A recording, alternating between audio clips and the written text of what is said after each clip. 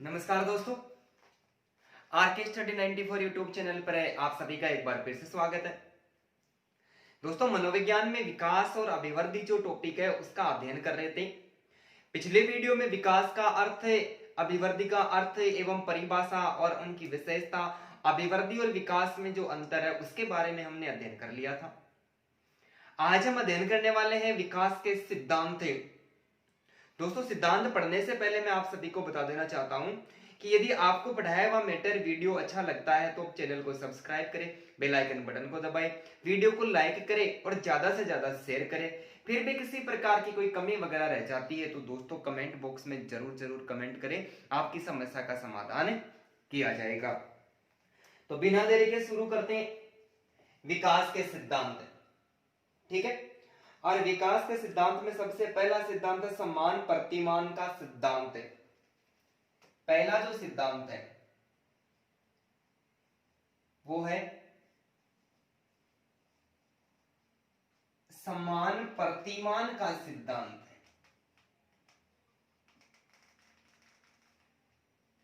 पहला जो सिद्धांत है वो है समान प्रतिमान का सिद्धांत। समान प्रतिमान का सिद्धांत, प्रतिमान का अर्थ होता है तरीका। प्रतिमान का अर्थ क्या होता है? तरीका। यह सिद्धांत कहता है कि एक ही प्रजाति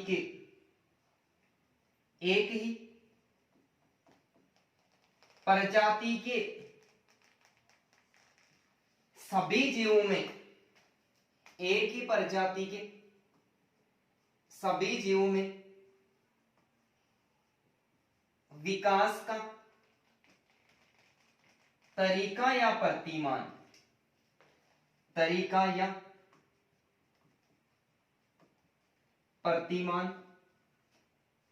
एक समान होता है। ऐसा होता है, एक समान होता है। पहला जो सिद्धांत है वह समान प्रतिमान का सिद्धांत। और समान प्रतिमान का सिद्धांत कहता है कि एक ही प्रजाति के सभी जीवों में विकास का प्रतिमान या तरीका एक समान होता है, यानी एक जैसा होता है। अर्थात बच्चे के विकास पर, अर्थात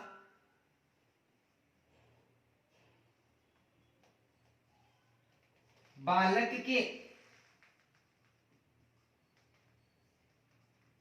विकास में किसी भी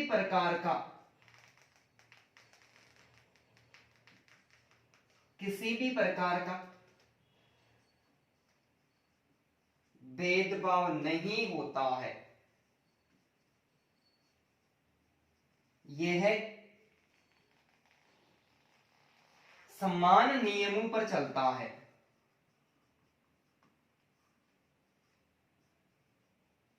कैसे चलता है?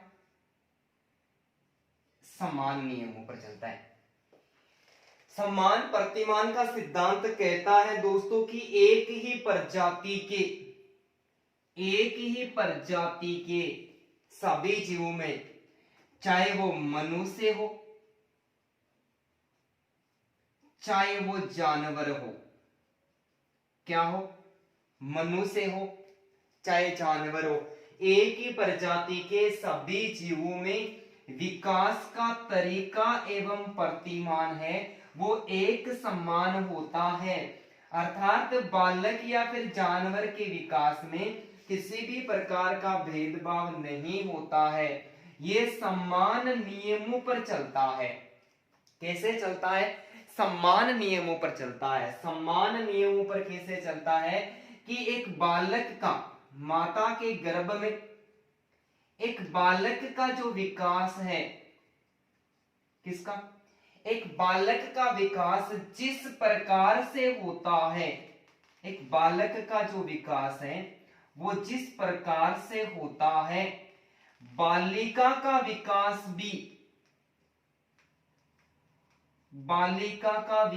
भी उसी प्रकार से होता है कि जिस आधार पर बालक का विकास होता है, बालिका का विकास भी उसी आधार पर ही होता है। कि यदि बालक का विकास हो रहा है, सबसे पहले केंद्र के स्नायु मंडल वाले जो भाग के अंग है वो सबसे पहले विकसित हो रहे हैं, तो बालिका के ही केंद्रीय स्नायु मंडल के पास वाले जो अंग है वो सबसे पहले विकसित होंगे। कि जिस प्रकार से बालक का विकास होता है ठीक उसी प्रकार से बालिका का भी विकास होता है। ये समान नियमों पर चलता है। बालक के विकास में चाहे बालक हो, बालिका हो, पुल्लिंग हो या स्त्रीलिंग हो, इसका कोई प्रभाव नहीं पड़ता। चाहे वह मनुष्य हो या फिर कोई जानवर हो, प्राणी होना चाहिए, एक ही प्रजाति होनी चाहिए। तो एक ही प्रजाति के सभी जीवों में विकास का तरीका या प्रतिमान एक समान होता है। बालक के विकास में किसी प्रकार का भेदभाव नहीं होता है, समान नियमों पर चलता है। ये विकास का पहला सिद्धांत कौन सा? समान प्रतिमान का सिद्धांत कहता है। दोस्तों प्रश्न विकास के सिद्धांत के संबंध में यदि प्रश्न हमें पूछे जाएंगे, परिभाषा याद रखनी पड़ेगी। परिभाषा जो मैं आपको यहाँ पर पढ़ा रहा हूं, ये परिभाषा अपने को विकल्प के प्रश्न में मिलेगी और विकल्प में जो सिद्धांत दिए हुए हैं वो सिद्धांत दिए हुए मिलेंगे। तो उम्मीद करता हूं पहला सिद्धांत समझ में आ गया होगा, सभी को साफ दिखाई दे रहा है क्या? सभी को किसी प्रकार की कोई कमी वगैरह तो नहीं रह रही है दिखने में? ठीक है भाई, चलो जल्दी से इसका स्क्रीनशॉट ले लो। ठीक है भाई, मिटा दो।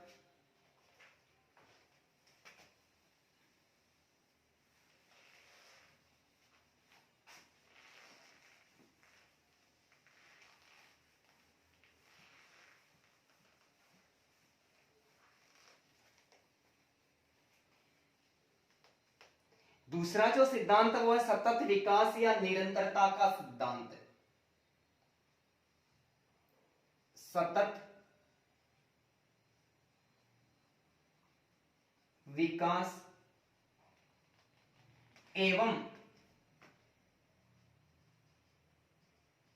निरंतरता का सिद्धांत। कैसा सिद्धांत भाई?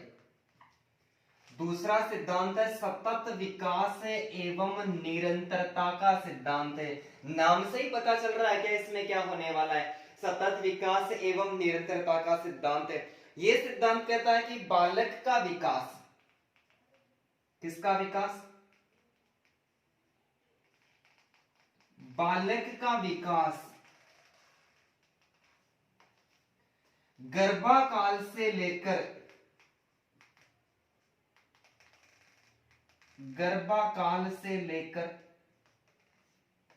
जीवन पर्यंत, गर्भाकाल से लेकर जीवन पर्यंत निरंतर या लगातार चलता रहता है।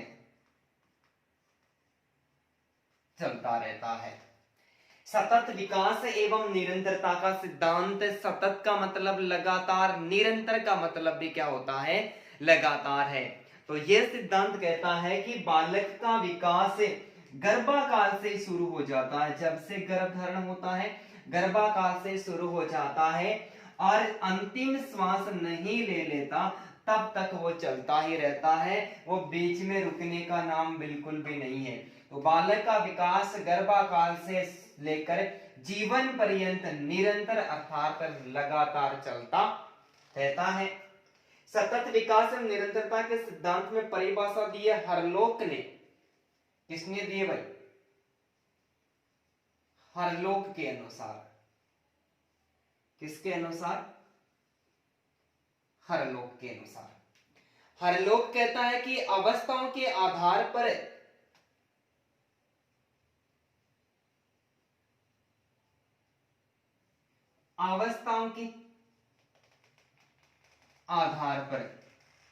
किसके आधार पर भाई? अवस्थाओं के आधार पर मानव विकास, अवस्थाओं के आधार पर मानव विकास कभी मंद तो कभी तीव्र, कभी मंद तो कभी तीव्र गति से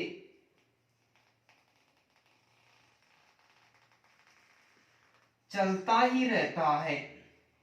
कभी मंद तो कभी तीव्र गति से चलता ही रहता है।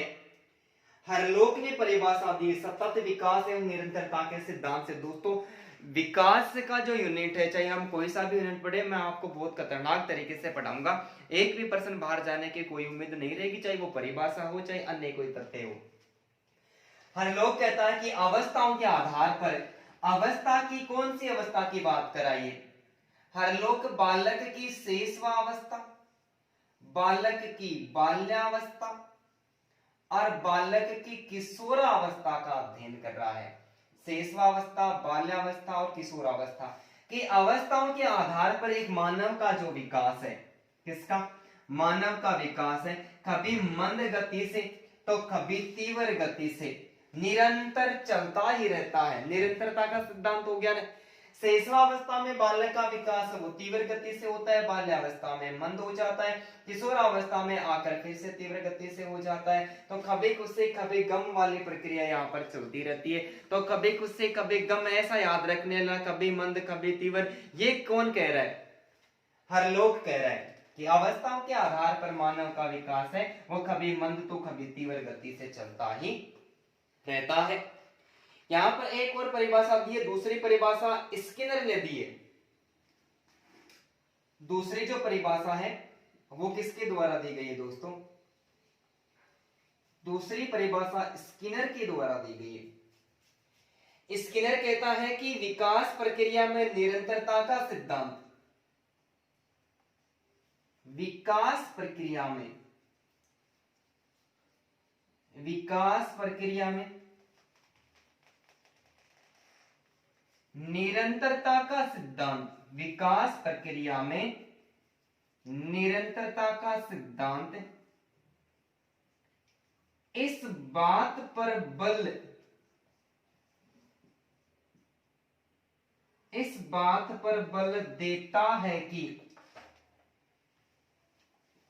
विकास की प्रक्रिया में निरंतरता का सिद्धांत इस बात पर बल देता है कि व्यक्ति में कोई आकस्मिक परिवर्तन नहीं होता, व्यक्ति में कोई आकस्मिक परिवर्तन नहीं होता है, व्यक्ति में कोई आकस्मिक परिवर्तन नहीं होता। यह बढ़ती हुई आयु के साथ धीरे धीरे होता है। यह बढ़ती हुई आयु के साथ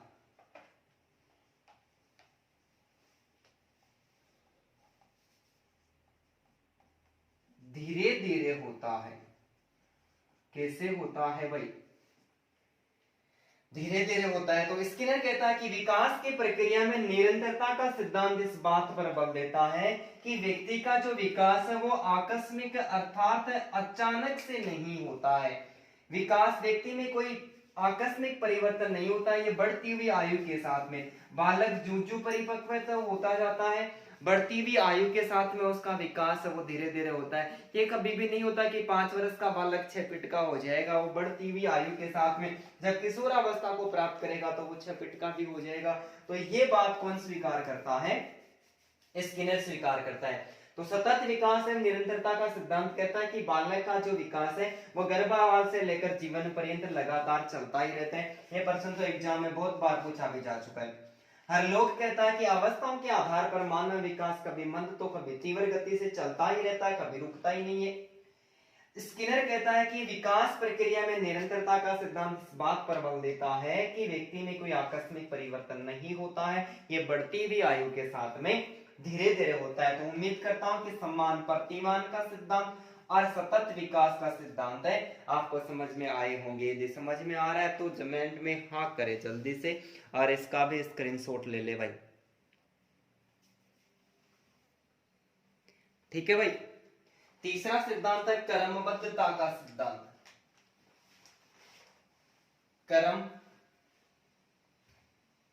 क्रमबद्धता का सिद्धांत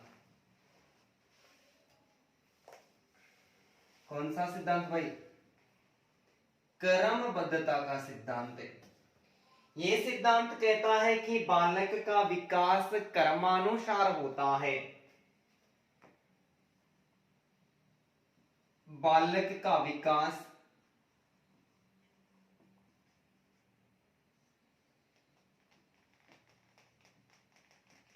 क्रमानुसार होता है।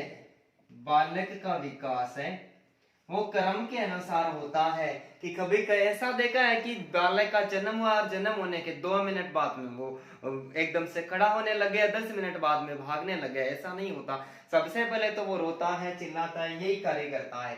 तो क्रमबद्धता का सिद्धांत कहता है कि बालक का विकास क्रमानुसार चलता है। और क्रमबद्धता के सिद्धांत के संबंध में परिभाषा दी है सिरले एवं गेसेल के अनुसार।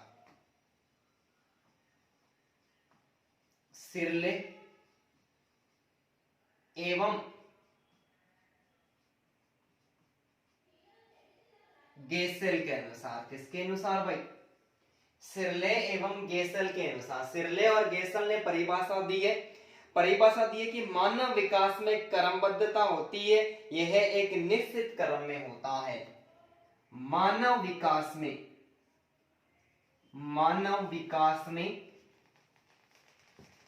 क्रमबद्धता होती है।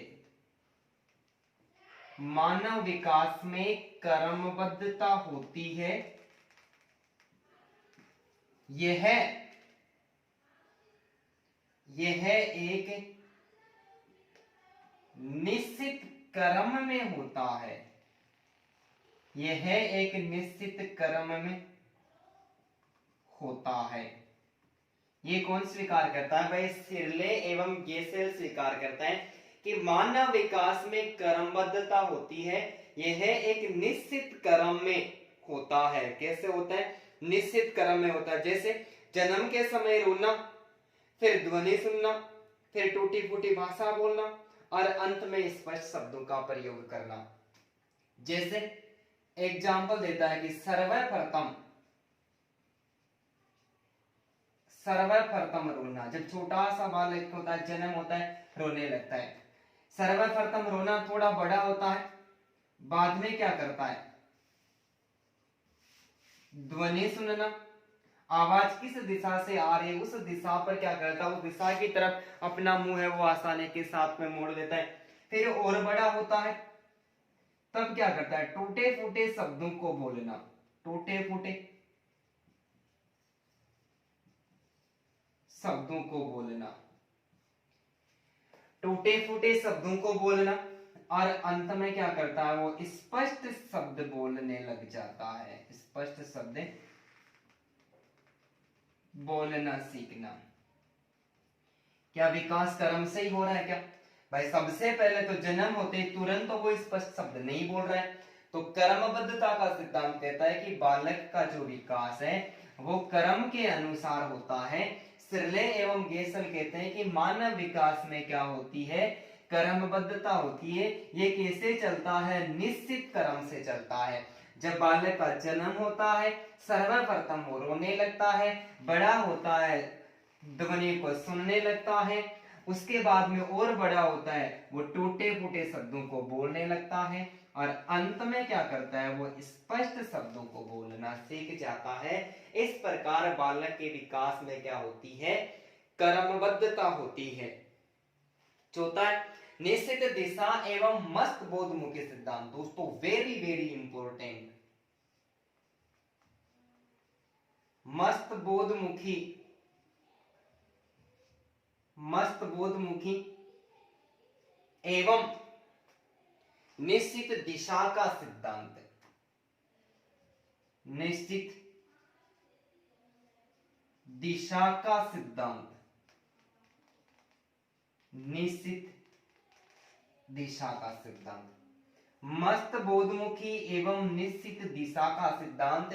नाम से पता चल रहा है कि मस्तक का मतलब होता है सिर और मुख का होता है मुख, या मस्त बोधमुखी सिर से लेकर पैर तक।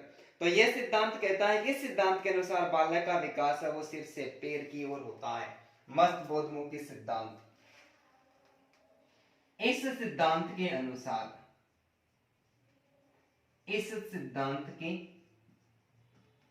अनुसार। दोस्तों बहुत बार एग्जाम में पूछा गया प्रश्न है। इस सिद्धांत के अनुसार बालक का विकास,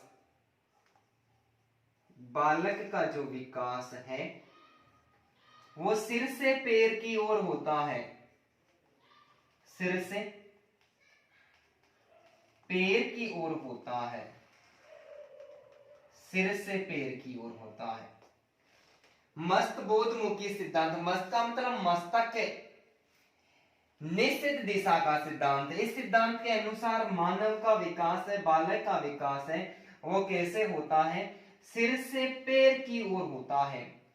विकास होगा तो सबसे पहले विकास किसका होगा, बालक के सिर का विकास होगा। किसका विकास होगा, सबसे पहले सिर, सिर के बाद में बालक की धड़, धड़ के बाद में ये क्रम चलता रहता है पीठ, पीठ के बाद में घुटने, घुटने के बाद में टखने, घुटने, घुटने के बाद में टखने और अंत में पैर तथा पैर की अंगुलियां, पैर तथा पैर की अंगुलियां। मस्तबोधमुखी एवं निश्चितता का सिद्धांत कहता है कि इस सिद्धांत के अनुसार बालक का विकास है वो सिर से पैर की ओर होता है। सबसे पहले बालक का विकास होता है, तो बालक के गर्भावस्था में विकास में सबसे पहले विकास किसका होता है, सबसे पहले विकास सिर का होता है। सिर के बाद में धड़, धड़ के बाद में पीठ, पीठ के बाद में घुटने, घुटने के बाद में टखने और अंत में जाकर पैर और सबसे लास्ट में पैर की अंगुलियां। अर्थात इस मस्तबोधमुखी सिद्धांत के अनुसार बालक का विकास है वो सिर से पैर की होता है। सबसे पहले देखो सिर का विकास हुआ है, अंत में पैर तथा पैर की जो अंगुलियां होती हैं उनका अंत में विकास होता है। ठीक है, तो क्रमबद्धता का सिद्धांत कहता है कि बालक का विकास क्रमानुसार होता है। सिरलेव गेसल कहता है कि मानव विकास में क्रमबद्धता होती है, निश्चित क्रम में होता है। सबसे पहले रोना, ध्वनि सुनना, टूटे फूटे शब्दों को बोलना और स्पष्ट शब्द बोलना, अंत में सीखता है। तो ये तो क्रमबद्धता का सिद्धांत हो गया। मस्तबोधमुखी एवं निश्चित दिशा का सिद्धांत कहता है कि सिद्धांत के अनुसार बालक का विकास सिर से पैर की ओर होता है। सबसे पहले सिर का विकास होता है, धड़, पीठ, घुटने, टखने, अंत में पैर तथा पैर की अंगुलियां विकसित होती है। तो ये दोनों सिद्धांत भी आपको समझ में आ गए, तो जल्दी से इनका स्क्रीनशॉट ले लो और चर्चा करते हैं आगे। ठीक है भाई, मिटा दूं, आ रहा है सभी को समझ में। विकास के जितने सिद्धांत हैं इस एक ही वीडियो में बात करेंगे दोस्तों।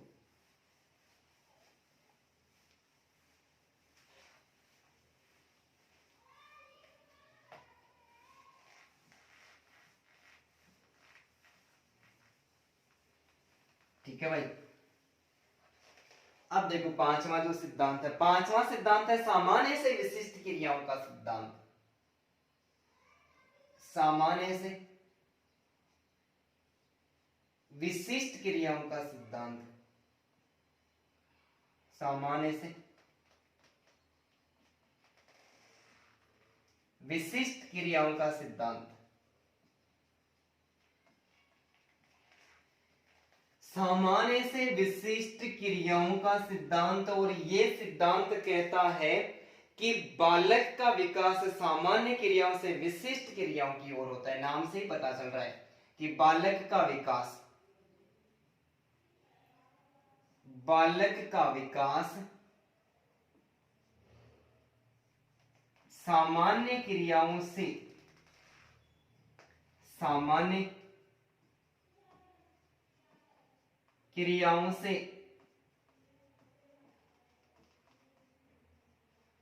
विशिष्ट क्रियाओं की ओर, सामान्य क्रियाओं से विशिष्ट क्रियाओं की ओर होता है।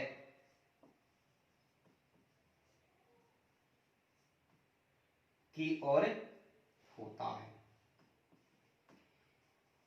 बालक का विकास है वो सामान्य क्रियाओं से विशिष्ट क्रियाओं की ओर होता है। कि सिद्धांत का कहने का तात्पर्य ये कि बालक सर्वप्रथम सामान्य क्रियाएं करता है। क्या करता है, बालक सर्वप्रथम सामान्य क्रियाएं करता है। जैसे सर्वप्रथम बालक, सर्वप्रथम बालक कब, सर्वप्रथम बालक हाथ को उठाना सीखता है, हाथ को उठाना सीखता है। हाथ को उठाना सामान्य क्रिया है। ठीक है, सर्वप्रथम बालक हाथ को उठाना सीखता है, उसके बाद वस्तु को पकड़ने के लिए हाथ का प्रयोग करता है, वस्तु को पकड़ने के लिए हाथ का प्रयोग करता है, सामान्य क्रिया करता है। लेकिन बाद में चम्मच से खाना खाने तथा वस्तु को दूर करने के लिए, वस्तु को दूर करने के लिए पैर का प्रयोग करके विशिष्ट क्रियाएं करता है। क्या करता है? विशिष्ट क्रियाएं करता है भाई, एक बार। ठीक है भाई, तो सामान्य से विशिष्ट क्रियाओं का सिद्धांत कहता है कि प्रॉब्लम हो जाती है थोड़ी थोड़ी दोस्तों, चिंता करने की आवश्यकता नहीं, पूरा पढ़ेंगे। बालक का विकास सामान्य से विशिष्ट क्रियाओं की ओर होता है कि बालक सबसे पहले सामान्य क्रियाएं करता है। सामान्य क्रिया कैसे करता है? सबसे पहले वह हाथ को ऊपर उठाना सीखता है, फिर उसी हाथ से किसी वस्तु को पकड़ने के लिए सीखता है, फिर क्या करता है? उसी हाथ से चम्मच से खाना खाने संबंधी विशिष्ट अनुक्रिया करता है, और फिर थोड़ा और बड़ा होता है तब वो क्या करता है? हाथ का इस्तेमाल बिल्कुल भी नहीं करता है। वो क्या करता है? किसी भी विषय वस्तु को दूर करने के लिए उनके सामने कुछ भी आता है, हाथ का प्रयोग नहीं करके क्या करता है? पैर से उसको दूर करने की कोशिश करता है। तो सबसे पहले वो सामान्य क्रियाएं करता है, और सामान्य क्रियाएं करने के बाद में किस प्रकार की क्रियाएं करता है? विशिष्ट क्रियाएं करता है। तो ये सिद्धांत कौन सा कहता है? सामान्य से विशिष्ट क्रियाओं का सिद्धांत। और इस सिद्धांत के संबंध में एक और परिभाषा दी है हरलोक ने। हरलोक का विकास के संबंध में महत्वपूर्ण योगदान है। तो ये परिभाषा किसके द्वारा दी गई है? हरलोक के द्वारा। हरलोक कहता है कि विकास की सब अवस्थाओं में बालक की क्रियाएं विकास की सभी अवस्थाओं में, चाहे वो शिशुअवस्था हो चाहे वो बाल्यावस्था हो, विकास की सभी अवस्थाओं में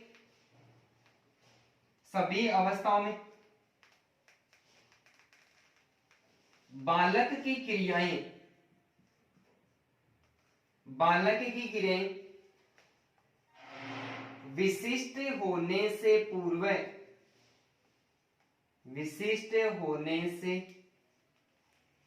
पूर्व सामान्य प्रकार की होती है। सामान्य प्रकार की होती है। तो सामान्य से विशिष्ट क्रियाओं के सिद्धांत में यह परिभाषा किसके द्वारा दी गई है? हरलोक की द्वारा दी गई है। हरलोक कहता है कि विकास की सभी अवस्थाओं में बालक की क्रियाएं विशिष्ट होने से पहले सामान्य प्रकार की होती है। इसका मतलब बालक सबसे पहले जो क्रियाएं करता है वो कैसी क्रियाएं करता है? वो सामान्य क्रियाएं करता है, और उसके बाद में किस प्रकार की क्रियाएं करता है? विशिष्ट क्रियाएं करता है। तो उम्मीद करता हूं कि ये सिद्धांत भी आपको समझ में आ गया। जल्दी से स्क्रीनशॉट ले लो भाई। ठीक है भाई, मिटा दूं?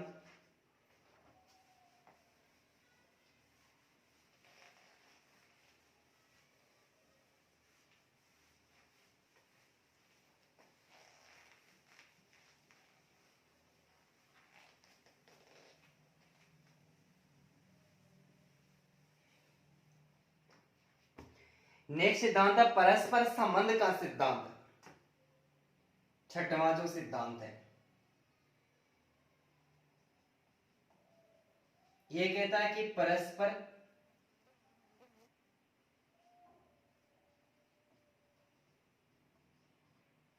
संबंध का सिद्धांत। भाई सबको साफ दिखाई दे रहा है क्या? साफ दिख रहा है सभी को? हाँ भाई, परस्पर संबंध का सिद्धांत। इस सिद्धांत के अनुसार बालक के विभिन्न पक्षों में विकास का आपस में संबंध होता है।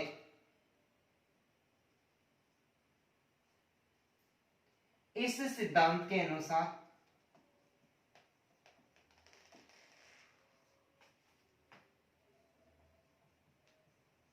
बालक के, इस सिद्धांत के अनुसार बालक के विभिन्न पक्षों में, बालक के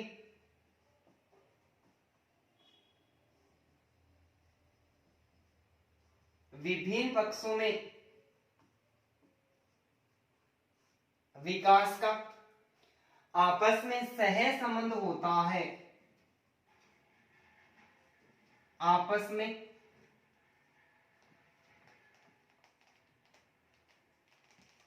सह संबंध होता है।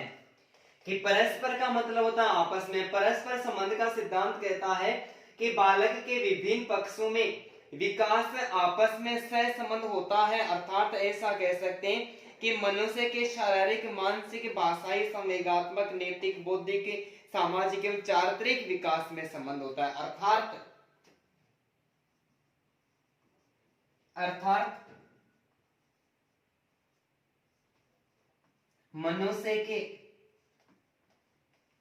शारीरिक, मानसिक, बौद्धिक,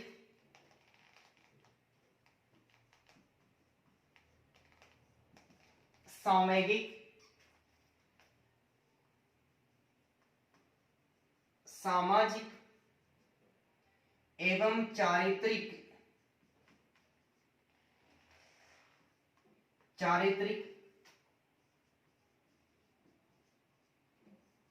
विकास में संबंध होता है। क्या होता है? संबंध होता है।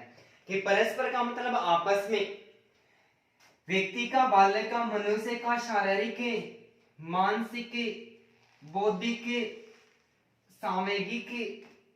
सामाजिक, एवं चारित्रिक जो विकास होता है, इनका आपस में क्या होता है? संबंध होता है। यदि इनमें से किसी एक का भी अभाव पाया जाता है तो बालक का जो विकास है वो सही तरीके से कभी भी नहीं हो सकता है। यदि बालक के शरीर में किसी प्रकार की कोई कमी वगैरह रहती है तो वो क्या हो जाएगा? विकलांग।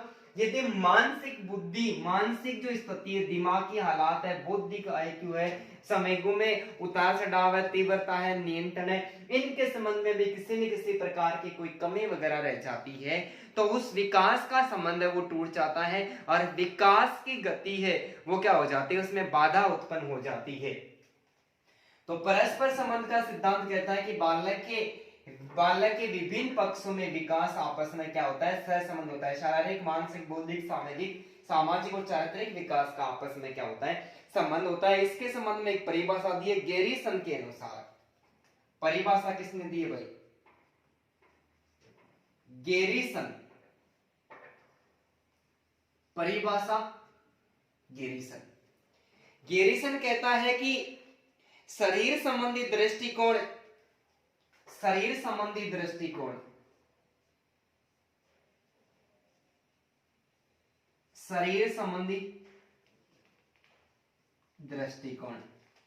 परिभाषा कौन दे रहा है भाई?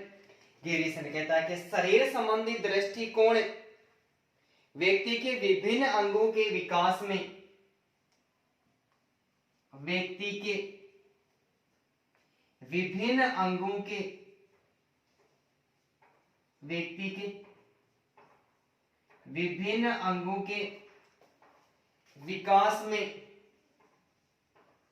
विभिन्न अंगों के विकास में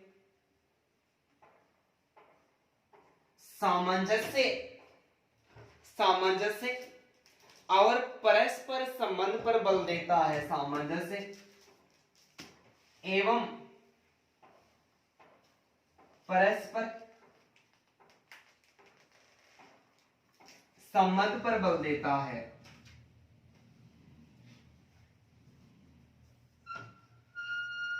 गेरिसन कहता है कि शरीर संबंधी दृष्टिकोण व्यक्ति के विभिन्न अंगों के विकास में सामंजस्य यानी तालमेल एवं परस्पर संबंध पर बल देता है कि बालक का जो शरीर है, शरीर में किसी प्रकार की कोई विकृति पाई जाती है तो मानसिक, बौद्धिक, सामाजिक सामाजिक चारित्रिक विकास है वो अपने आप से क्या हो जाता है, डगमगा जाता है। तो शरीर संबंधी दृष्टिकोण व्यक्ति के विभिन्न अंगों के विकास में सामंजस्य बनाए रखता है और आपस में क्या करता है, आपस में संबंध स्थापित करने पर सर्वाधिक बल देता है। तो ये सिद्धांत कौन सा है, ये परस्पर का सिद्धांत है। ये कहता है कि बालक अर्थात व्यक्ति के शारीरिक, मानसिक, संवेगात्मक, बौद्धिक, चारित्रिक, सामाजिक सभी प्रकार का जो विकास है, इस विकास का आपस में क्या होता है, संबंध होता है। नेक्स्ट सिद्धांत है विकास की गति की भिन्नता का सिद्धांत है, सातवां। विकास की गति की भिन्नता का सिद्धांत। कौन सा सिद्धांत भाई, विकास की गति की भिन्नता का सिद्धांत है। ये सिद्धांत कहता है कि बालक का विकास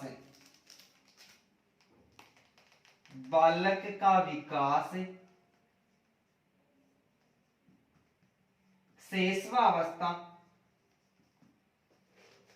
बाल्यावस्था एवं किशोरावस्था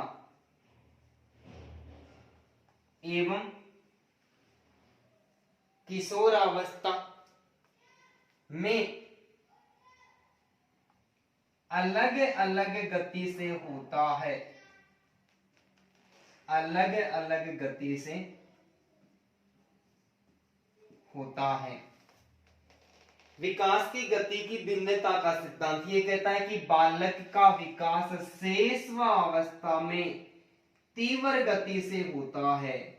विकास की गति है और विकास की गति में जो भिन्नता पाई जाती है, विकास शैशवावस्था में तीव्र गति से होता है, बाल्यावस्था में आकर एकदम से स्थायी हो जाता है। तो बाल्यावस्था स्थायित्व का काल है और किशोरावस्था में आकर फिर से क्या हो जाता है, तीव्र हो जाता है। और तीव्र होने के साथ में किशोरावस्था में क्या आ जाती है, परिपक्वता आ जाती है। क्या आ जाती है भाई, परिपक्वता।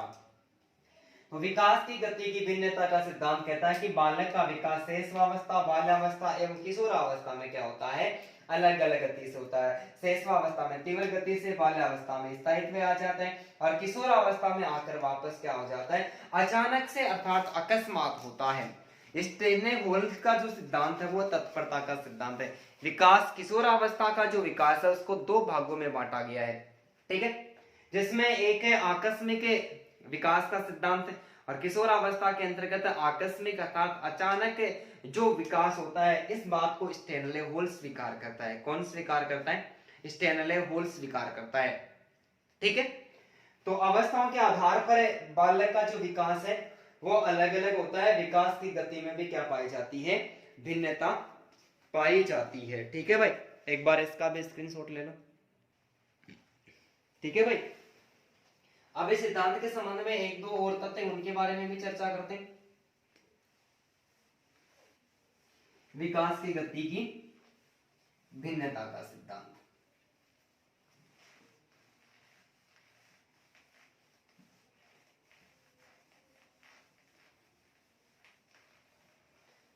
विकास की गति की भिन्नता का सिद्धांत में पहला पॉइंट तो ये हो गया कि ये सिद्धांत कहता है कि शैशवावस्था, बाल्यावस्था और किशोरावस्था, कौन सी अवस्था भाई,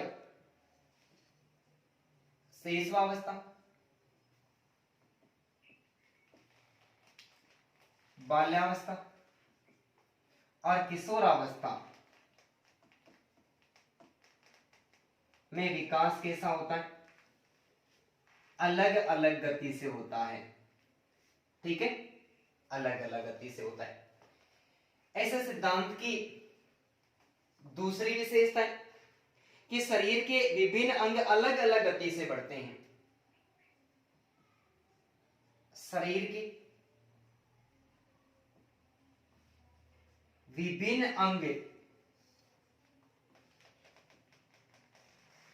अलग अलग गति से बढ़ते हैं, अलग अलग गति से बढ़ते हैं। बात सही है क्या? शरीर के विभिन्न अंग अलग अलग गति से बढ़ते हैं। सोचो कि इंसान के यदि हाथ पैर जितने लंबे हो रहे हैं, सारे अंग ही इतने लंबे लंबे होते, नाक भी हाथ जितना लंबा होता, कान भी हाथ पैर जितने लंबे लंबे होते, तो कल्पना करो कि मनुष्य की आकृति कैसी होती। खतरनाक तरीके की होती, भूत से कम नहीं होता। तो शरीर के विभिन्न अंग अलग अलग गति से बढ़ते हैं। नाक को जितना बढ़ना उतना ही बढ़ेगा, हाथ को जितना बढ़ना है वो उतना ही बढ़ेगा। इसके अलावा इस सिद्धांत की तीसरी विशेषता है कि लिंग के आधार पर भी विकास की गति अलग अलग होती है।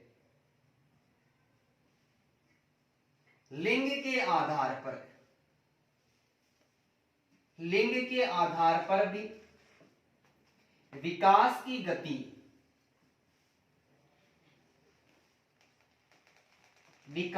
गति है वो अलग अलग होती है। विकास की गति में भिन्नता का सिद्धांत कह रहा है कि लिंग के आधार पर विकास की गति अलग अलग होती है, और ये जो प्रभाव है, ये प्रभाव बाल्यावस्था एवं किशोरावस्था के अंतर्गत देखा जाता है। बाल्यावस्था और किशोरावस्था, क्योंकि लिंग के आधार पर बालिकाओं की बात करें, किनकी? बालिकाओं में ये किशोरावस्था है, ये 9 से 12 वर्ष के बीच में शुरू हो जाती है। बल्कि यदि किशोरावस्था की बालकों में बात करें तो बालकों में 12 वर्ष के बाद में किशोरावस्था शुरू होती है, और बालिकाओं में 9 या 10 वर्ष तक की शुरू हो जाती है। तो इसके संबंध में एग्जाम में पहले प्रश्न पूछे भी जा चुके हैं कि 9 से लेकर 12 वर्ष तक बालिकाओं का भार व लंबाई बालकों की तुलना में होती है। तो हमारा उत्तर क्या होगा? अधिक। प्रश्न सेकंड ग्रेड के एग्जाम में पूछा जा चुका है कि लिंग के आधार पर विकास की गति अलग अलग होती है। बालिकाओं में जो किशोरावस्था है ये 9 वर्ष से शुरू हो जाती है, और बालकों में ये किशोरावस्था 12 वर्ष से शुरू होती है। प्रश्न क्या पूछा गया था कि 9 से लेकर 12 वर्ष तक बालिकाओं का भार व लंबाई बालकों की तुलना में अधिक होती है। तो यहाँ पर दूसरा प्रश्न निकल के आ रहा है, 12 वर्ष के बाद में बालकों का भार व लंबाई, किनका? बालकों का भार व लंबाई बालिकाओं से अधिक होती है। तो लिंग के आधार पर भी विकास की गति होती है, वो कैसी होती है भाई? अलग अलग होती है। कैसी होती है? अलग अलग होती है। ठीक है। इसके संबंध में परिभाषा दी है हॉलैंड एवं डगलस ने। एक बार इसका स्क्रीनशॉट ले, नीचे परिभाषा लिखेंगे भाई।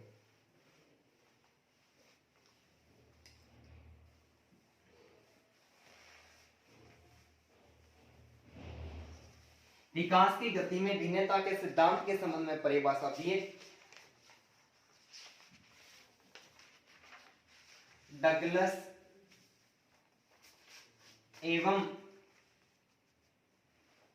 हॉलैंड के अनुसार। किसके अनुसार? डगलस एवं हॉलैंड के अनुसार। डगलस एवं हॉलैंड कहता है कि विभिन्न व्यक्तियों में विकास की गति में भिन्नता होती है। विभिन्न व्यक्तियों में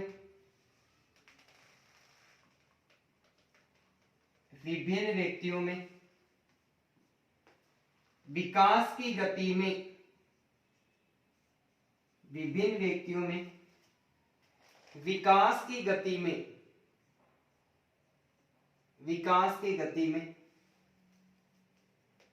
भिन्नता होती है।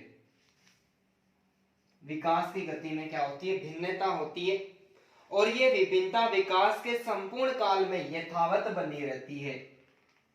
और यह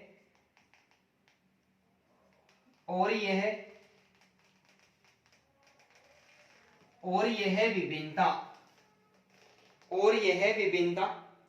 विकास के संपूर्ण काल में, विकास के संपूर्ण काल में, विकास के संपूर्ण काल में यथावत बनी रहती है, यथावत बनी रहती है। डगलस एवं हॉलैंड कहता है कि विभिन्न व्यक्तियों में विकास की गति में क्या होती है, भिन्नता होती है। सारे व्यक्तियों में जो विकास है वो एक समान नहीं होता है, सारे व्यक्तियों में विकास एक जैसा नहीं होता है। विभिन्न व्यक्तियों में विकास की गति में भिन्नता होती है और ये विभिन्नता विकास के संपूर्ण काल में, चाहे वो शिशुअवस्था हो, बाल्यावस्था हो, किशोरावस्था हो, प्रौढ़ावस्था हो या फिर वृद्धावस्था हो, हर स्थिति में, हर काल में क्या करती है, यथावत बनी रहती है, दिखाई देती है। जैसे जो बालक जन्म के समय लंबा होता है, ये डगलस एंड हॉलैंड कहता है कि जो बालक जन्म के समय लंबा होता है, क्या होता है भाई, जो बालक जन्म के समय लंबा होता है वह बड़ा होने पर भी लंबा ही होगा, वह बड़ा होने पर लंबा ही होगा। कैसा होगा, लंबा ही होगा। परंतु जो बालक जन्म के समय छोटा होता है, छोटा होता है, वह बड़ा होने पर ज्यादा लंबा नहीं होगा, ज्यादा लंबा नहीं होगा।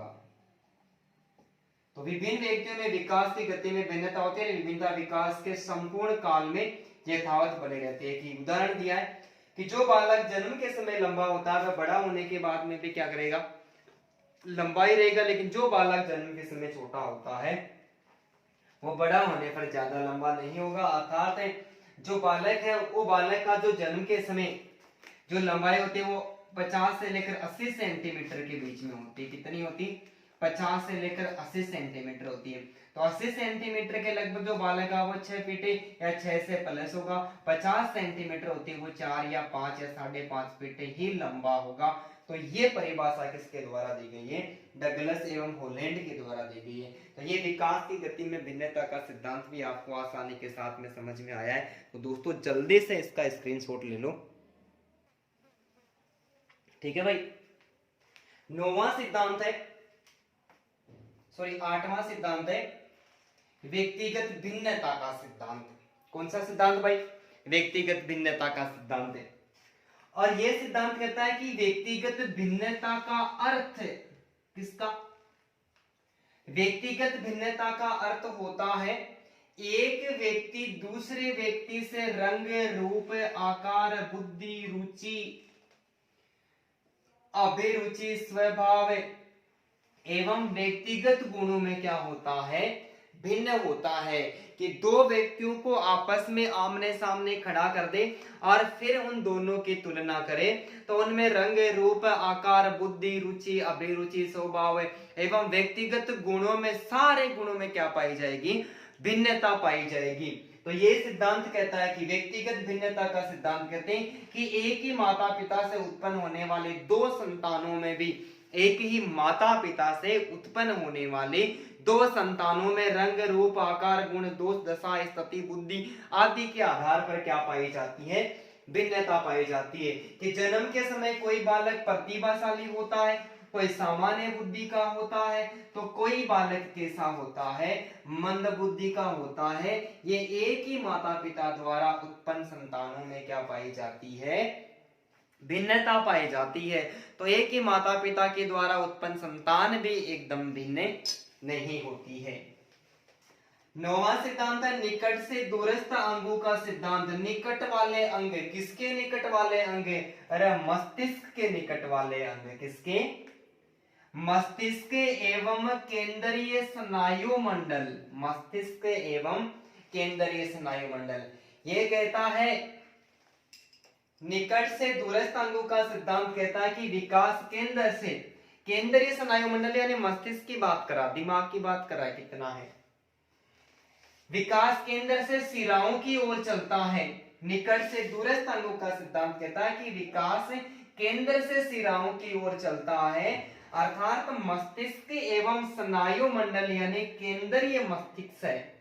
मस्तिष्क एवं स्नायु मंडल के निकट यानी पास वाले अंग, नाक, मुंह है, कान है, आंख है, जिह्वा, दंत, तो निकटतम अंग है वो पहले विकसित होते हैं, जबकि दूरस्थ अंग होते हैं, जैसे सबसे दूर अंग पैर की अंगुली होती है, तो सबसे बाद में विकास किसका होता है?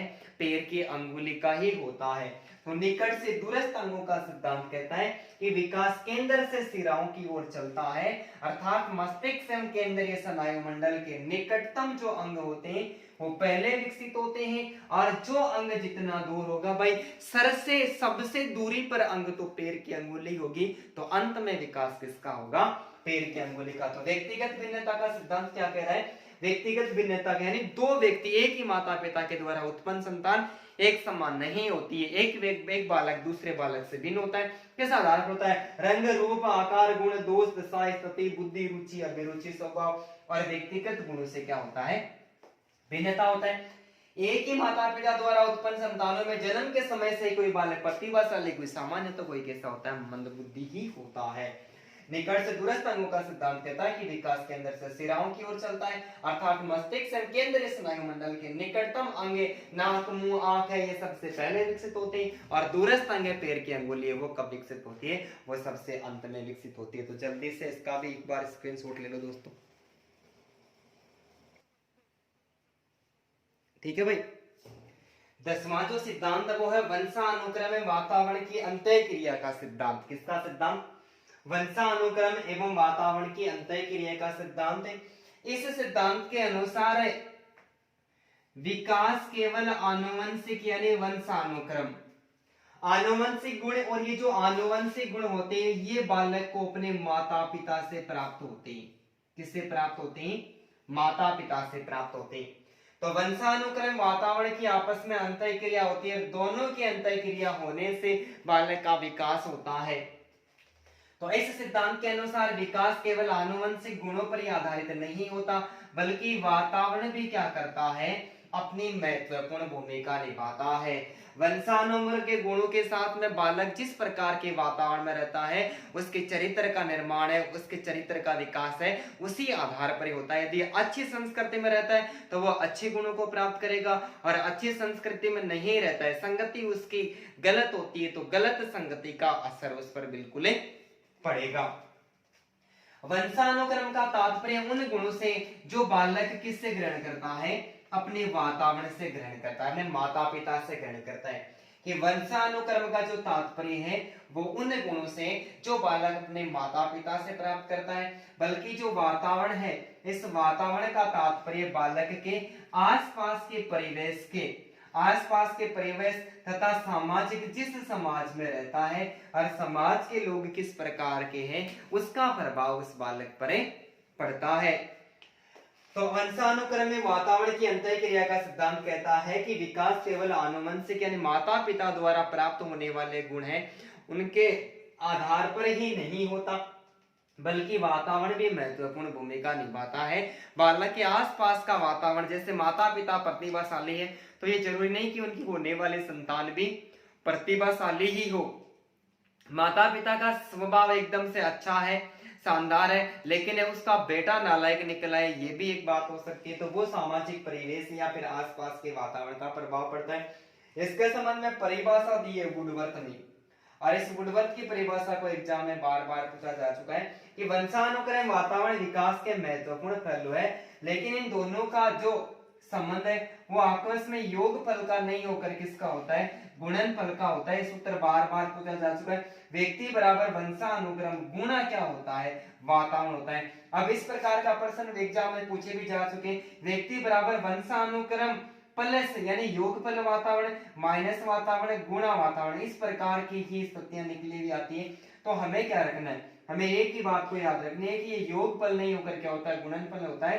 व्यक्ति बराबर वंशानुक्रम गुणा क्या होता है, वातावरण होता है। तो यह सिद्धांत कौन सा मानता है, वंशानुक्रम वातावरण की अंतः क्रिया का सिद्धांत मानता है। तो जल्दी से एक बार इसका भी स्क्रीनशॉट ले लो।